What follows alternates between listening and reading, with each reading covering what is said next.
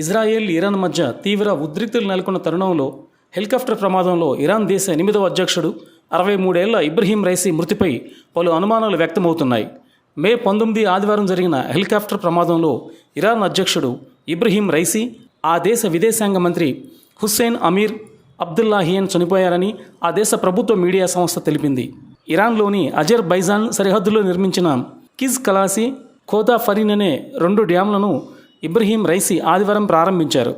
ఆ తర్వాత అక్కడి నుంచి బెల్ 212 హెలికాప్టర్లో ఇరాన్లోని తబ్రీజ్ నగరానికి వెళ్తుండగా లోయలు, పర్వతాలుండే జోఫ్లా నగరం సమీపంలో హెలికాప్టర్ ప్రమాదానికి గురైంది. కొన్ని గంటల అనంతరం హెలికాప్టర్ కూలిన ప్రాంతాన్ని గుర్తించినట్లుగా తాజాగా ఇరాన్ రెడ్ క్రీసెంట్ సొసైటీ ప్రకటించింది. ప్రమాదం జరిగిన 16 గంటల తర్వాత హెలికాప్టర్కు చెందిన శిథిల భాగం ఒకదాన్ని సమీప పర్వత శ్రేణుల్లో గుర్తించారు. ఆ ప్రాంతంలో ఎవరూ బతికి ఉన్న ఆనవాళ్లు కనిపించలేదని ఆ దేశ ప్రభుత్వ వార్తా సంస్థ IRNA తెలిపింది. అయితే ప్రమాదం జరగడానికి ముందు హెలికాప్టర్లో రైసీ ఉన్న దృశ్యాలు రిలీజ్ అయ్యాయి. ఇరాన్ ప్రభుత్వ మీడియా ఈ వీడియోను రిలీజ్ చేసింది. హెలికాప్టర్ కిటికీ నుంచి రైసీ బయటకు చూస్తున్న దృశ్యాలు ఆ వీడియోలో కనబడుతున్నాయి. రైసీతో పాటు ఆ దేశ విదేశాంగ మంత్రి హుస్సేన్ అమీర్ అబ్దుల్లాయిన్ కూడా ఆ వీడియోలో కనిపిస్తున్నారు.